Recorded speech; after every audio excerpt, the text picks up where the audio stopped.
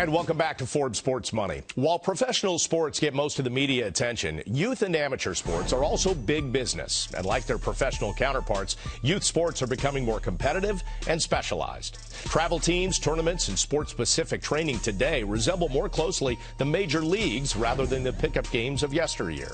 And with communities increasingly unable to afford investment in equipment, fields, and training facilities, the private sector is stepping in and raising the bar. One such entrepreneur is Dev Pathik, whose consulting company, the Sports Facilities Advisory, provides the financial brain and management legwork for sports tournaments and facilities like Bo Jackson's Elite Sports, a sports business that's set for national expansion.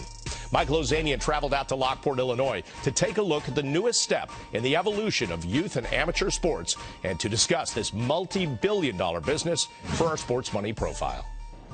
How has the mindset of parents changed since the time when you and I would come home from school, change our clothes, and whatever season it was, that was the sport we played, to where we are today impacted this industry? Well, I mean, listen, you have a lot of parents who are dreaming and hoping that their kids are going to get a college scholarship, whether it's baseball, it's football, soccer, lacrosse, volleyball. Parents who are looking at the cost of college education are starting to look for solutions. They see their kid have a little bit of talent and they think, maybe I should dedicate a little more resource to this. So parents have decided to spend money, and they've continued to spend money. Even through the recession, we had parents who were not go out to dinner, but they'd continue to spend money on their kids' participation in sport. So that's a shift, that parent being truly dedicated to the development of their athlete when they see just a glimmer of hope, a little bit of talent. That's one shift. The other mindset of parents, I think, that's shifted is that now they know your kid's not even going to make it onto a high school team unless they are training, sports-specific training early in their career. Unless they are, an extraordinarily talented athlete like a Bo Jackson, a kid who's going to try to make it onto a high school team in the hopes that perhaps they'll make it on a college team. They're going to need to start sports-specific training earlier. And that is a big shift from the time when you and I were kids and we just go out in the street and play, or we play 2 or 3 sports.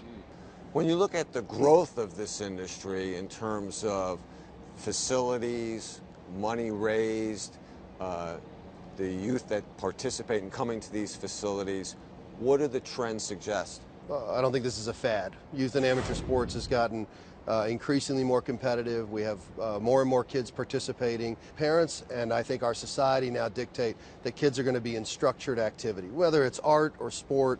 But in the sports world, I think we're going to see an increased amount of participation, this continued privatization of the sports industry.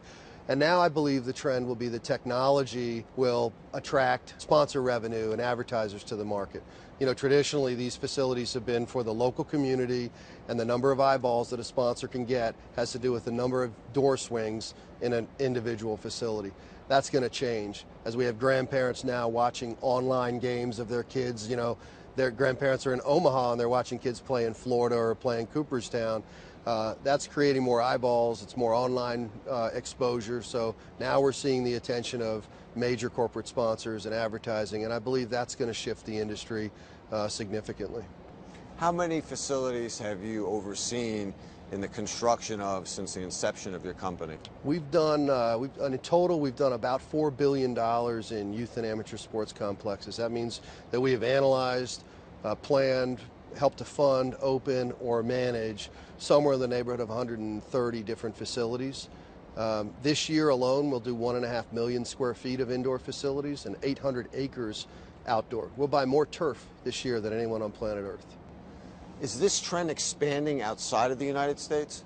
It is. I mean, you see sports tourism in particular, throughout the Caribbean. We did the opening of the National Stadium of the Bahamas this last year with the Carifta Games. That was 25 Caribbean nations coming together to compete in Nassau.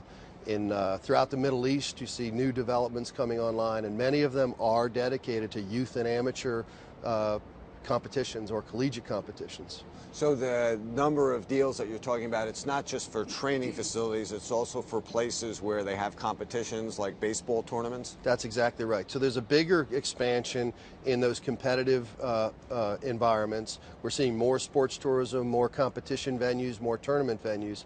And following that, of course, are developments like Bo Jackson's Elite Sports, where athletes get the training they need to be able to compete at that level. How is the trend between having a sports training facility like this with sports tourism, where you have tournaments, merged over the last few years? Well, I think you'll see that right now you have all these government entities pouring money into new developments, tournament destinations, right? They say, well, if we build this tournament destination and we host 70,000 athletes in a year, we're going to fill our hotel rooms, we're going to fill them on weekends, and on those weekends, the hotel bed tax, the tax that's associated with that, is going to pay back to the government more than the government has spent on that new tournament destination. So there's a wildfire movement right now across the country. In a normal day, we'll get 5 or 6 calls from different municipalities hoping to do that sort of thing. But that's filling the need for tournaments. But remember, all of these kids now are playing in tournaments with very little training resources. You know, the training has been that you get in a batting cage for a few hours, and then you leave there and you go down the road and you go to your fitness membership. And because of your fitness membership, you can work out, you can lift weights. There haven't been